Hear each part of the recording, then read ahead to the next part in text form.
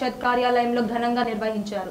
ఈ వేడుకలకు ఎమ్మెల్యే తోక్తుర్తి ప్రకాష్ రెడ్డి ముఖ్య అతిథిగా హాజరై మహాత్మా గాంధీ, అంబేద్కర్ చిత్రపటాలకు పూలమాలలు వేసి నివాళులర్పించారు.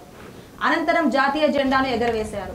ఎమ్మెల్యే మాట్లాడుతూ ఎంతో మంది మహనీయుల త్యాగాల వల్లే మనకు స్వాతంత్ర్యం వచ్చిందన్నారు. నేటి యువత ఆ మహానుభావులను స్ఫూర్తిగా తీసుకొని ముందుకు సాగాలన్నారు.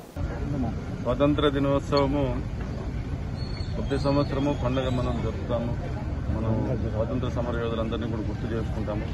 పిల్లలు పాఠశాలల్లో గాంధీ గారి గురించి, నెహ్రూ గారి గురించి, భగత్ సింగ్ గురించి, అల్లూరి సీతారామరాజు గారి గురించి, సర్దార్ వల్లభాయ్ పటేల్ గురించి, ఇంతమంది గురించి అందరూ కూడా పిల్లలందరూ మాట్లాడుకుంటారు. పెద్దలు, స్కూల్ టీచర్లు అందరూ కూడా నేర్పిస్తారు. అంటే వాళ్ళ నుంచి స్ఫూర్తి తీసుకోవాల్సిన అవసరం ఉంది.